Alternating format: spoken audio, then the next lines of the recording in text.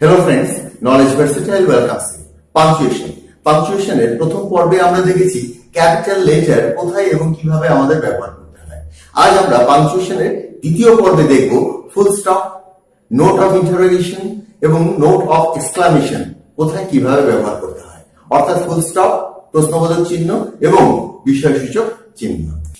তো মূল আলোচনায় আসি। Full stop, where to use full stop, note of interrogation, where to use note of interrogation, note of exclamation, and where to use note of exclamation. Note of exclamation হচ্ছে বিস্ময়সূচক চিহ্ন বা এটাকে আবেগসূচক চিহ্ন বলে থাকে। তো প্রথমে আসছি ফুল স্টপের। Full stop, to end assertive, imperative, operative sentence, অর্থাৎ assertive সাধারণ বর্ণনামূলক বাক্য, ইম্পারেটিভ আদেশ, অনুরোধ, উপদেশমূলক বাক্য, অপটেটিভ ইচ্ছা, আকাঙ্ক্ষা বা প্রার্থনা সূচক বাক্য, এই ধরনের বাক্যগুলোকে শেষ করতে বা শেষে আমরা একটা করে ফুল স্টপের ব্যবহার করব। এছাড়াও রয়েছে নাম্বারিং।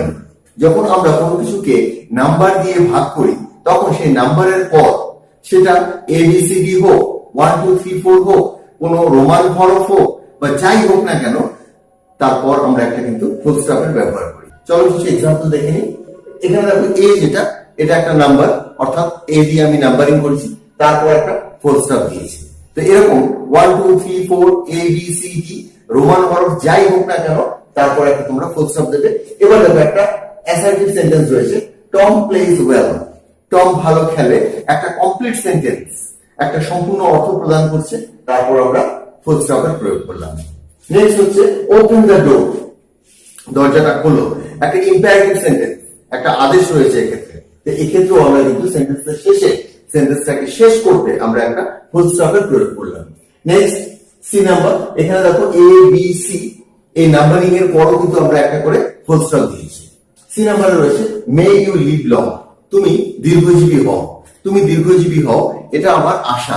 তো অবজেক্টিভ সেন্টেন্সের শেষেও কিন্তু আমরা পাচ্ছি ফুল স্টপ। তো দেখতে পেলে যে অ্যাসার্টিভ, ইম্পারেটিভ, অবজেক্টিভ সেন্টেন্সের শেষে আমরা ফুল স্টপ দিচ্ছি। এছাড়াও নাম্বারিং, এখানে দেখো ABC ইত্যাদি নাম্বারিং এর পরও কিন্তু আমরা ফুল স্টপের ব্যবহার করছি। তো এর পরবর্তী পয়েন্টে আমরা পাবো ইউজ আফটার অ্যাব্রিভিয়েশনস। অ্যাব্রিভিয়েশনস বলতে সংক্ষিপ্ত রূপ। কোনো কিছু সংক্ষিপ্ত রূপ যখন আমরা ক্যাপিটাল লেটারে প্রকাশ করি তখন প্রত্যেকটার পর একটা করে আমাদের ফুল স্টপ দিতে হয়। এছাড়া রয়েছে ইনিশিয়ালস। ইনিশিয়ালসও এক জাতীয় অ্যাব্রিভিয়েশন, অর্থাৎ কারো নামের যে সংক্ষিপ্ত রূপ, যে এক্ষেত্রেও তোমরা ফুল স্টপের প্রয়োগ করবে। এবার কিছু এক্সাম্পল দেখে নিই। এবার দেখো শিক্ষাগত যোগ্যতার যে অ্যাব্রিভিয়েশন গুলো রয়েছে, ধরো BA, ব্যাচেলর অফ আর্টস, এটাকে আমরা বলতে পারি BA বা তাই বলি। তো বির পর একটা ফুল স্টপ, এর পর একটা ফুল স্টপ, MA, এম এর পর একটা ফুল স্টপ, এর পর একটা full stop, BDO, SDO, DM, এগুলো প্রত্যেকটা বিভিন্ন অ্যাব্রিভিয়েশন। তো তারপর আমরা কিন্তু একটা করে ফুল স্টপের ব্যবহার করছি। বি নাম্বারে দেখো কারো নাম, এগুলোকে আমরা সাধারণত ইনিশিয়ালস বলি। SK দাস, এস এর পর একটা ফুল স্টপ, কে এর পর একটা full stop, SK Das. Mister Roy, mister short form এখানে ব্যবহার করছি, MR, তারপর একটা full stop. Missus Sen, missus Sen, এখানে মিসেস এর পর একটা ফুল স্টপের ব্যবহার করছি। ডক্টর দাস, ডক্টর পুরো ডক্টরটা না লিখে শুধু DR লিখেছি, সেক্ষেত্রে আমরা কিন্তু একটা ফুল স্টপের ব্যবহার করলাম। তো ফুল স্টপের ব্যবহার তোমরা জানতে পারলে যে নাম্বারিং, এছাড়াও assertive sentence, imperative sentence, objective সেন্টেন্সের পর আমরা ফুল স্টপ ব্যবহার করি। এছাড়াও অ্যাব্রিভিয়েশন এবং ইনিশিয়ালস এর ক্ষেত্রেও আমরা ফুল স্টপের প্রয়োগ করি। এবার আসি আমরা পরবর্তী পয়েন্টে, নোট অফ ইন্টারোগেশন। সোজা কথায় জিজ্ঞাসা চিহ্ন বা প্রশ্নবোধক চিহ্ন। যে কোনো প্রশ্নবোধক সেন্টেন্স, যে কোনো প্রশ্নবোধক বাক্যের পরই তোমরা এই প্রশ্নবোধক চিহ্নটা দিয়ে দেবে, অবশ্যই দেবে। বলার ক্ষেত্রে কিন্তু আমাদের ভয়েসের আপ ডাউন এই বিষয়টা পরিষ্কার হয়ে যায়, কিন্তু লেখার ক্ষেত্রে আমাদের নির্দিষ্ট চিহ্নটা দিতে হয়। এক্ষেত্রে নোট অফ ইন্টারোগেশন তোমরা প্রশ্নবোধক বাক্যের শেষে একটা করে জিজ্ঞাসা চিহ্ন অবশ্যই দেবে। Do you know my name, do you know my name, তুমি কি আমার নাম জানো? Do you know my name, একটা দেখো নোট অফ ইন্টারোগেশন, জিজ্ঞাসা চিহ্ন বা প্রশ্নবোধক চিহ্ন। Why are you shouting, why are you shouting, তুমি চিৎকার করছো কেন?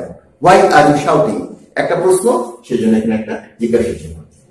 এর পরের যে পয়েন্টটা, টু এক্সপ্রেস এ ডাউট, কোনো সন্দেহ যদি থাকে, কোনো কিছু লেখার পর যদি কোনো সন্দেহ থাকে, তো তারপর ব্র্যাকেটে একটা নোট অফ ইন্টারোগেশন আমরা ব্যবহার করি। যেমন হি টুক টি, এবার নোট অফ ইন্টারোগেশন ব্র্যাকেটে রেখেছি ইন দ্য মর্নিং, অর্থাৎ সে চা খেয়েছিল সকালবেলা, চায়ের পাশে ব্র্যাকেটের মধ্যে আমি নোট অফ ইন্টারোগেশন দিয়েছি, অর্থাৎ সে কফিও খেয়ে থাকতে পারে, মিল্কও খেয়ে থাকতে পারে। তো সেই জন্য আমি যেহেতু সুনিশ্চিত নয়, আমার ডাউট রয়েছে, সেই জন্য এখানে একটা নোট অফ ইন্টারোগেশন। আর একটা এক্সাম্পল দেখো, আই স ইউ, আমি তোমাকে দেখেছিলাম। এবার ইউ এর পর একটা নোট অফ ইন্টারোগেশন, হয়তো তোমার ভাইকেও হয়তো দেখেছিলাম, আমি ঠিক তোমাকে চিনতে পারি। আই স ইউ, তো একটা জিজ্ঞাসা চিহ্ন দিয়েছি, এটা কিন্তু জিজ্ঞাসা চিহ্নটা দিয়ে আমি সেন্টেন্সটাকে শেষ করছি না, নোট অফ ইন্টারোগেশন দিয়ে এখানে সেন্টেন্সটা শেষ হচ্ছে না, তারপর কিন্তু ফুল স্টপ রয়েছে, এটা রয়েছে তোমার ব্র্যাকেটের মধ্যে। যেহেতু এটা আমার ডাউট, সেটাকে ক্লিয়ার করার জন্য আমি ব্র্যাকেটের মধ্যে একটা নোট অফ ইন্টারোগেশন বা জিজ্ঞাসা চিহ্ন রেখে দিলাম। এবার আসি পরবর্তী পয়েন্টে, নোট অফ এক্সক্লামেশন, আবেগ সূচক চিহ্ন। একটা লম্বা দাগ দিয়ে নিচে একটা ডট, এটাকে হচ্ছে আবেগ সূচক চিহ্ন, note of exclamation. Exclamatory sign, এই আবেগ সূচক চিহ্ন আমাদের মনের আবেগ, দুঃখ, কষ্ট, আনন্দ, উচ্ছ্বাস যাই হোক না কেন, যে শব্দের মাধ্যমে প্রকাশ পাবে, যে শব্দের মাধ্যমে, যে সাউন্ডের মাধ্যমে প্রকাশ পাবে, সেই সাউন্ডের পরে কিন্তু তুমি এই নোট অফ এক্সক্লামেশন দিতে পারো। একটা জিনিস মনে রাখবে, আবেগ, উচ্ছ্বাস, দুঃখ ইত্যাদি প্রকাশের জন্য যে শব্দগুলো আমরা প্রয়োগ করি, সেই শব্দের কিন্তু অর্থ নাও থাকতে পারে, কিন্তু সেই শব্দগুলো শুনলে বোঝা যায় দুঃখের জন্য হচ্ছে, আনন্দের জন্য হচ্ছে, না কষ্টের জন্য হচ্ছে ইত্যাদি কিন্তু বোঝা যায়। তো নোট অফ এক্সক্লামেশন আমরা কোথায় ব্যবহার করব? আফটার ইন্টারজেকশনস। আফটার ইন্টারজেকশনস হচ্ছে সেই আনন্দ, দুঃখ, উচ্ছ্বাস ইত্যাদি প্রকাশক যে সাউন্ড গুলো রয়েছে, সেই সাউন্ড গুলো, অ্যালাস, ব্রেভো, হুররা, ফাই, ও, ওয়াও। এছাড়াও কিন্তু তুমি যে কোনো শব্দ তুমি যদি উচ্ছ্বাসে প্রকাশ করো, তারপরে তুমি নোট অফ এক্সক্লামেশন দিতে পারো। যেমন ধরো গুড, গুড মানে ভালো, এটা একটা অ্যাডজেক্টিভ তুমি মনে করতে পারো, কিন্তু এটাকে তুমি ইন্টারজেকশন হিসাবেও ব্যবহার করতে পারো। Good, you have done well. যেমন bravo, you have done well, এরকম আর কি। এবার সেন্টেন্সের মাধ্যমে এগুলোকে একটু দেখি। অ্যালাস, অ্যালাসের পর দেখো নোট অফ ইন্টারোগেশন, তারপর যে বাক্যের পরবর্তী অংশটা রয়েছে সেটাকে কিন্তু তোমার ক্যাপিটাল দিয়ে শুরু করতে হবে। Alas, he has died. তো অ্যালাসের পর হিটাকে স্মল করলে চলবে না। অ্যালাস, হি হ্যাজ ডাইড, এবার কিন্তু ফুল স্টপ। এখানে অ্যালাসটা আমাদের ইন্টারজেকশন। যদিও এই পুরো সেন্টেন্সটাকে আমি বলবো এক্সক্লামেটরি সেন্টেন্স, কিন্তু তোমাদেরকে আলাদা করে যেটা বলছি সেটা হচ্ছে আমরা ইন্টারজেকশনের পর এই নোট অফ এক্সক্লামেশন প্রয়োগ করছি। অ্যালাস, হি হ্যাজ ডাইড, হায়, তিনি মারা গেছেন। হুররা, we have won the match. এখানে হুররার পর নোট অফ এক্সক্লামেশন, এখানে হুররার পর আবেগসূচক চিহ্ন, এখানে আবেগসূচক, বিস্ময়সূচক দুটোই তোমরা ব্যবহার করতে পারো, কিন্তু শেষে ফুল স্টপ। আর একটা ক্ষেত্রে তোমরা এই নোট অফ এক্সক্লামেশন ব্যবহার করবে, সেটা হচ্ছে আফটার এক্সক্লামেটরি সেন্টেন্স। তো এক্সক্লামেটরি সেন্টেন্স তোমরা জানো হাউ আর ভার্ব দিয়েও শুরু হয়, সেক্ষেত্রে মনে রাখবে ভার্বটা থাকে সেটা একদম বাক্যের শেষে গিয়ে বসে, এর গঠনটাই এরকম হয়।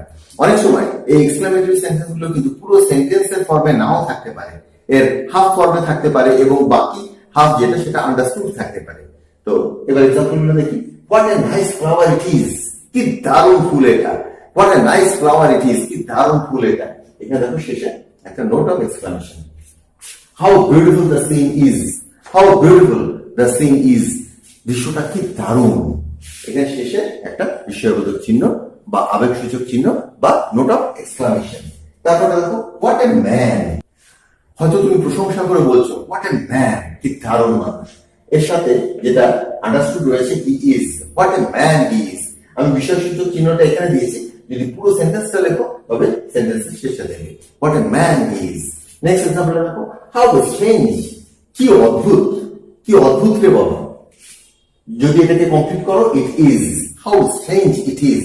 পুরোটা যদি তুমি লেখো, সম্পূর্ণটা লিখলে নোট অফ এক্সক্লামেশন শেষে হবে, আর যদি এতটুকুই লিখে ছেড়ে দাও তবে এখানে নোট অফ এক্সক্লামেশন দেবে। তো এক্সক্লামেটরি সেন্টেন্স তোমার কিছুটা আন্ডারস্টুড থাকতে পারে। তো আজকে আমরা দেখলাম যে full stop, note of interrogation, note of exclamation কোন কোন ক্ষেত্রে আমরা সেন্টেন্সে প্রয়োগ করি। তো আজকের আলোচনাটা এখানেই শেষ করছি, পরবর্তী আলোচনায় আবার যোগ দেবো। আমার পূর্ববর্তী ভিডিওর কিছু লিঙ্ক তোমরা নিচে ডেসক্রিপশনে পেয়ে যাবে, সেগুলোকে ক্লিক করে দেখে নিও, খুব ইম্পর্টেন্ট সেগুলো। And if you like the video, hit by. Thanks for watching.